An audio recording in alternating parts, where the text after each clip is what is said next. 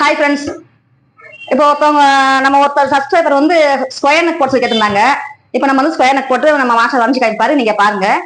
அது வந்து சப்ஸ்கிரைப் பண்ணுங்க, புதுசா பார்க்கறவங்க சப்ஸ்கிரைப் பண்ணுங்க, ஒரு லைக் பண்ணுங்க, உங்களுக்கு பிடிச்சிருந்தா ஷேர் பண்ணுங்க. உங்களுக்கு ஏதாவது டவுட் இருந்தா கமெண்ட் பண்ணுங்க, நாங்க வந்து வீடியோல பதில் சொல்றோம். இப்போ வந்து நம்ம மாஸ்டர் வந்து ஸ்கொயர் நெக் போடுவாரு, அதை பாருங்க. ஓகே. அஸ்ஸலாமு அலைக்கும் வரஹ்மத்துல்லாஹி வபரகாத்துஹு. இப்போ வந்து நிறைய பேர் என்ன கேட்டிருந்தாங்க அப்படின்னா, ஆம்கோலுடைய இது வந்து எல்லாத்துக்கும் குறைஞ்சி வெட்டணுமான்னு கேட்குறாங்க. அதாவது வந்து ஆம்கோலுடைய இது முன்பக்கம் குறைஞ்சி எல்லாருக்குமே வெட்டணும். ஏன்னா முன்பக்கம் நம்ம வந்து அளவு குறையா வைக்கிறதுனால அங்க சுருக்கம் வரக்கூடாதுங்கிறக்கா எல்லாருக்குமே நம்ம 3/4 இன்ச்சு குறையத்தான் செய்யணும்.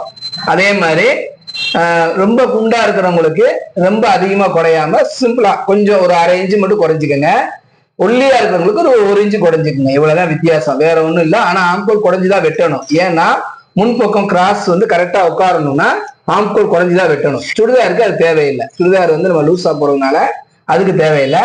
டைட் ஃபிட்டிங் மட்டும்னா சுடிதாருக்கு லேசா குறைஞ்சிக்கலாம், அவ்வளவுதான். அதே மாதிரி நிறைய பேர் வந்து இந்த நெக்கு வந்து டிசைன் வந்து எப்படி போடுறது வைக்கணும்னு கேட்குறாங்க. முதல்ல வந்து நெக்கோடைய உயரம் அகலம் வந்து பிளவுஸ்ல எவ்வளவு இருக்கோ அதை நீங்க அண்டர்லைன் பண்ணிக்கிங்க. பண்ணிட்டு இந்த மாதிரி இது மாதிரி நீங்க என்ன செஞ்சுக்கோங்க, வரைஞ்சிட்டு இதுதான் உயரம், இது தும்பு, இதுதான் உயரம், இதையும் அகலத்தையும் வரைஞ்சிட்டு ஸ்கொயர் நெக் அப்படின்னா கீழே இருந்து ஒரு 1/2 இன்ச்சு கிராஸ் பண்ணிக்கோங்க. அதே மாதிரி இதை அப்படியே வெட்டுங்க. இப்ப இதையே வந்து இது வந்து பானெக்கு. பானெக்ல ஏன் வந்து இப்படி கிராஸ் பண்றோம்னா, நம்ம தச்சு முடிச்சதுக்கு அப்புறம் இது அழகா பானெக்கா வந்துடும். நீங்க ஆல்ரெடி முதல்ல மாதிரி வெட்டிட்டீங்கன்னா ரொம்ப அகலமா தெரியும். இந்த மாதிரி ஒரு 1/2 இன்ச்சு கிராஸ் பண்ணிட்டீங்கன்னா இந்த பானெக் கரெக்டா வந்துடும்.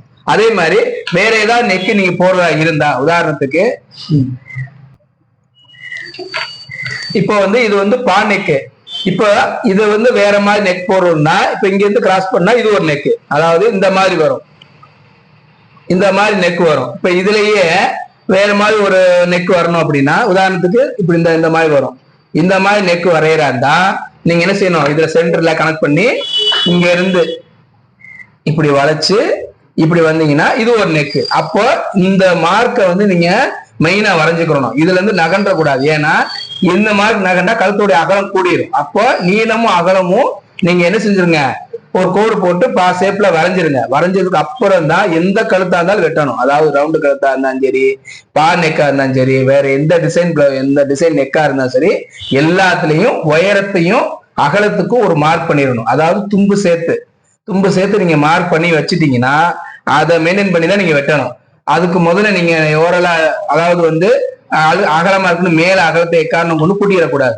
இப்ப இங்க அகலம் கூடுறதுனால ஒன்றும் பிரச்சனை இல்லை. ஆனா இந்த அகலத்தை கொண்டு போய் இங்க கூட்டிடக்கூடாது. இங்க கூட்டினீங்கன்னா ஆல்ரெடி என்ன ஆயிரும், கழுத்துடைய அகலம் கூடி உங்களுக்கு ஜாக்கெட்டு சேஃப் இல்லாம போயிடும்.